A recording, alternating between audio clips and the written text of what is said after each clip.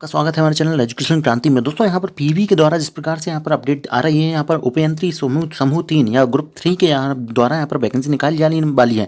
इसका संबंध में दोस्तों यहाँ पर काफ़ी कमेंट आ रहे थे हमारे पास, यहाँ पर इसकी एलिजिबिलिटी क्या होती है और यह क्या पाठ्यक्रम होता है, क्या यहाँ पर सिलेबस होता है, उसके संबंध में यहाँ पर संपूर्ण जानकारी आपको देने का प्रयास करेंगे। जो कि वैकेंसी दोस्तों आपको यहाँ पर अप्रैल में देखने को मिल जाएगी।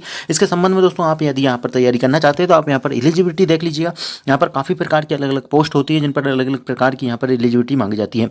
यहाँ पर दोस्तों सबसे पहले देखेंगे तो आप यहाँ पर ग्रुप 3 की वैकेंसी है, उपयंत्री की है। और दोस्तों यहाँ पर जो है ये भर्ती परीक्षा 2018 में यहाँ पर कराई गई थी। इसमें दोस्तों यहाँ पर आप देख लेते हैं क्या एलिजिबिलिटी किस किस पोस्ट के लिए यहाँ पर मांगी जाती है। पहले पोस्ट देख लें दोस्तों, यहाँ पर जो आपको सहायक मानचित्रकार, सर्वेयर, यहाँ पर उपयंत्री, इस प्रकार से दोस्तों मानचित्रकार, यहाँ पर उपयंत्री विद्युत, सिविल, इस प्रकार से दोस्तों काफ़ी सारी पोस्ट है जिनमें कि दोस्तों यहाँ पर अलग अलग यहाँ पर जो है मानचित्रकार की है, अनुरेखक की है।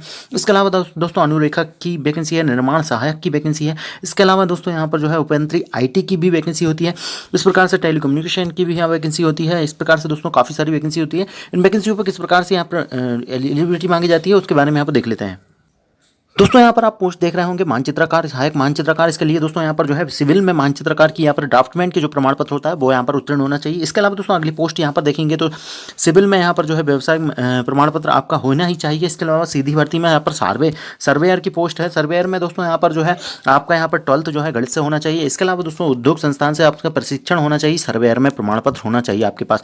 इसी प्रकार से दोस्तों अगली पोस्ट यहाँ पर जो है आपकी अगली पोस्ट है उपयंत्री की। इसमें भी दोस्तों यहाँ पर जो है इंजीनियरिंग मांगी गई है या डिप्लोमा, आपका पॉलिटेक्निक डिप्लोमा यहाँ पर जो है चल जाएगा।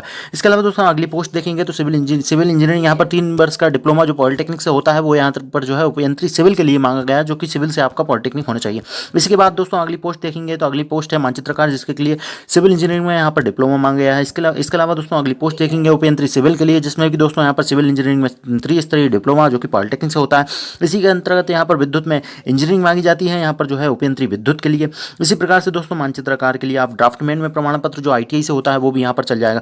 इसके अलावा दोस्तों अगली पोस्ट देखेंगे तो अगली पोस्ट यहाँ पर जो है उपयंत्री की, जिसमें कि दोस्तों यहाँ पर मान्यता प्राप्त संस्थान से यहाँ पर सिविल इंजीनियरिंग में डिप्लोमा मांगा गया है। अगली पोस्ट यहाँ पर देखेंगे दोस्तों, अगली पोस्ट यहाँ पर जो है आपकी अगली पोस्ट यहाँ पर देख लेंगे दोस्तों। अगली पोस्ट कोड नंबर 7 दोस्तों, इसके अंतर्गत यहाँ पर सिविल इंजीनियरिंग में यहाँ पर डिप्लोमा मांगा गया है। अगली पोस्ट यहाँ पर देखेंगे तो इसमें दोस्तों मध्य प्रदेश शासन से यहाँ पर जो है मानचित्रकार में डिप्लोमा है, या यहाँ पर पॉलिटेक्निक कॉलेज में आपसे सिविल अभियांत्रिकी कर रखी हो, या यहाँ पर वास्तुविद में डिप्लोमा कर रखा हो।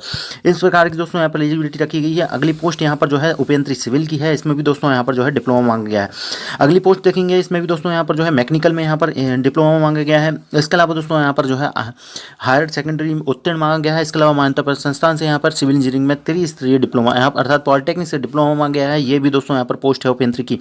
अगली पोस्ट यहाँ पर देखेंगे तो दोस्तों अगली पोस्ट यहाँ पर जो है जिसमें कि ड्राफ्टमैन मांगा गया है। अगली पोस्ट देखेंगे दोस्तों यहाँ पर उपयंत्री सिविल की, इसमें दोस्तों यहाँ पर इंजीनियरिंग मांगी गई है। अगली पोस्ट देख लेते हैं यहाँ पर दोस्तों। अगली पोस्ट है आपकी अनुरेखक की। अनुरेखक की पोस्ट के लिए दोस्तों यहाँ पर जो है आपने यहाँ पर सिविल इंजीनियरिंग में प्रमाण पत्र हो, या आपके पास डिप्लोमा हो, या यहाँ पर जो है यदि आपने हायर सेकेंडरी परीक्षा उत्तीर्ण कर रखी है, और साथ में दोस्तों नक्शा नवीस पाठ्यक्रम में आपका प्रमाण पत्र होना चाहिए। अगली पोस्ट देखेंगे यहाँ पर जो है उपयंत्री की इलेक्ट्रिकल में इंजीनियरिंग यहाँ पर डिप्लोमा मांगा गया है दोस्तों, उपयंत्री की है। और इसमें भी दोस्तों यहाँ पर जो है ग्रेजुएट मांगी गई है इंजीनियरिंग में। इसके अलावा दोस्तों यहाँ पर तीन ईयर जो है आपका पोस्ट ग्रेजुएशन पोस्ट क्वालिफिकेशन यहाँ पर जो है प्रोफेशनल एक्सपीरियंस भी चाहिएगा। इसके अलावा दोस्तों यहाँ पर इसी प्रकार से मैकेनिकल में भी 3 ईयर का एक्सपीरियंस मांगा गया है। इसी प्रकार से दोस्तों यहाँ पर इलेक्ट्रिकल में एक्सपीरियंस मांगा गया है। इसी प्रकार से दोस्तों टेलीकम्युनिकेशन में यहाँ पर जो है ग्रेजुएशन आपकी इंजीनियरिंग जो है इलेक्ट्रॉनिक ET से होना चाहिए, या यहाँ पर EI से हो।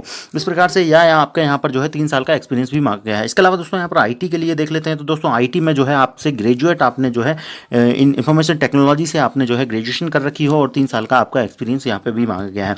इस प्रकार से दोस्तों पोस्ट है। अब आपको यहाँ पर सिलेबस बता देते हैं ताकि आप यहाँ पर तैयारियाँ कर सकें कि यहाँ पर पोस्ट है, और इसमें दोस्तों यहाँ पर 200 नंबरों का पेपर होता है। और 200 नंबर के पेपर में दोस्तों यहाँ पर आपको बता दें कि यहाँ पर जो है 100 नंबरों की जो कहानी होती है उसमें दोस्तों यहाँ पर आपका सामान्य ज्ञान, सामान्य हिंदी, सामान्य ज्ञान में यहाँ पर MPGK पूछा जाता है। इसके अलावा दोस्तों यहाँ पर जो है MPGK प्लस यहाँ पर जो है भारत का GK। इसके अलावा दोस्तों यहाँ पर इंग्लिश आ जाती है, सामान्य हिंदी, सामान्य गणित, सामान्य रीजनिंग आ जाएगी। इसके अलावा जो है सामान्य विज्ञान भी पूछा जाएगा, और यहाँ पर जो है कंप्यूटर भी पूछा जाएगा।